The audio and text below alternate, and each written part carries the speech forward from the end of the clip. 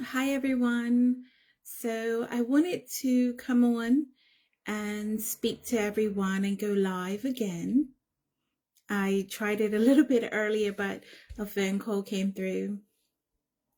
So, I'll just wait to see if anyone comes into the room to have a short conversation with me.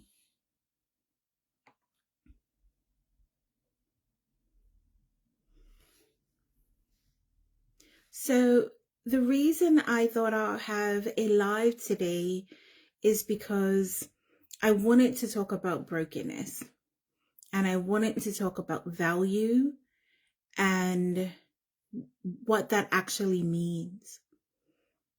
And this topic is really dear to me because it's not only something that I'm currently helping a client through, it is also something that I have lived and I truly understand it. And that is, it is important for male, I want to say men, and actually women. So this is mothers and fathers.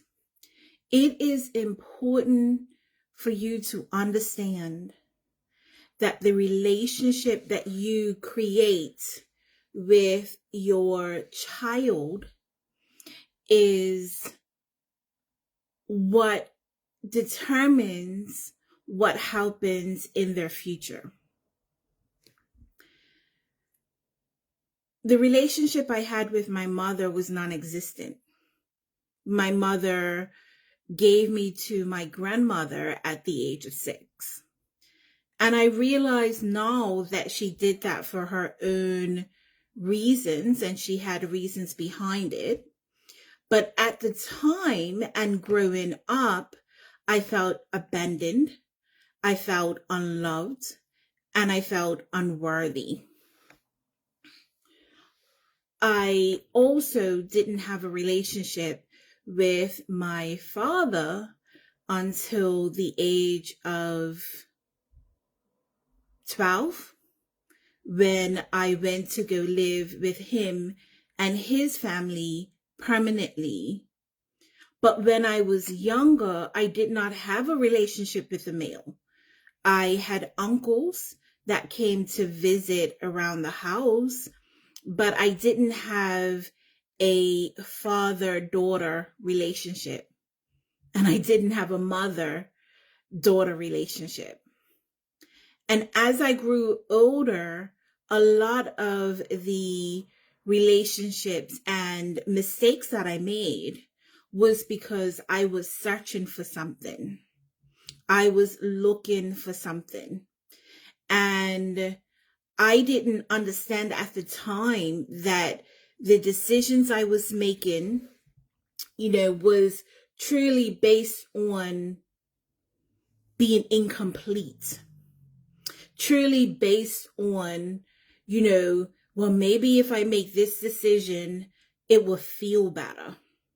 Maybe if I, go into isolation, that was my main way of protecting myself, was isolating myself from people.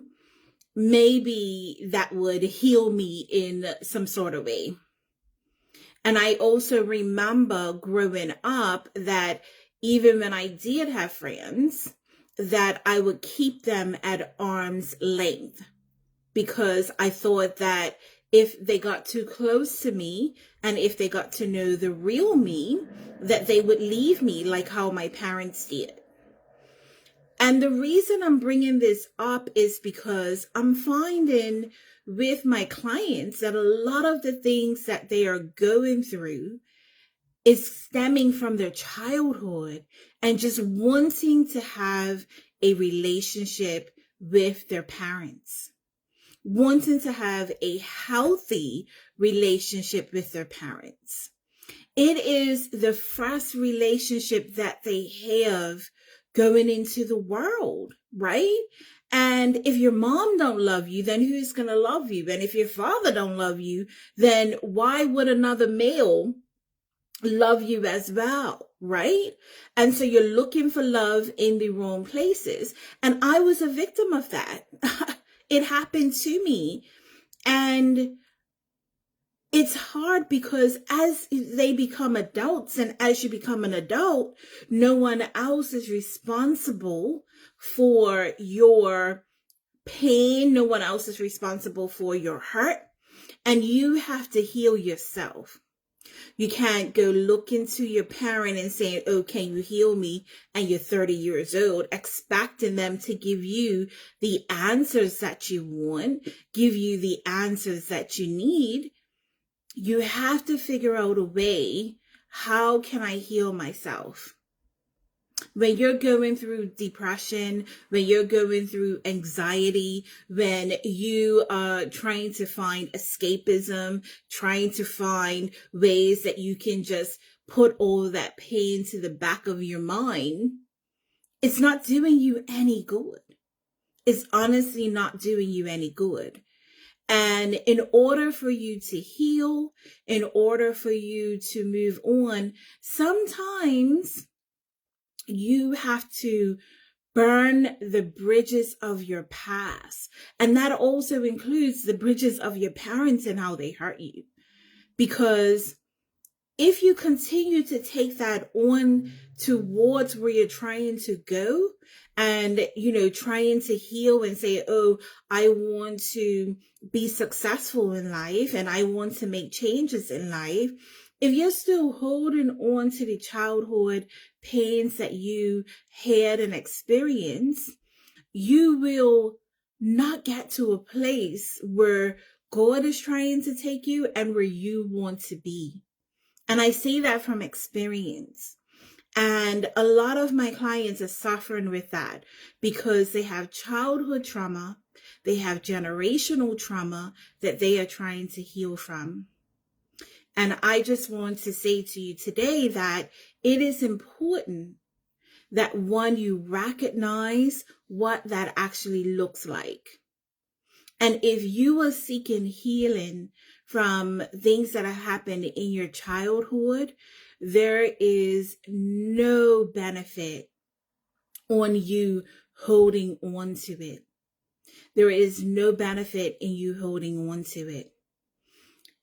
In order for you to have personal growth, in order for you to have better relationships, and in order for you to improve your mental health, seek help. Seek help.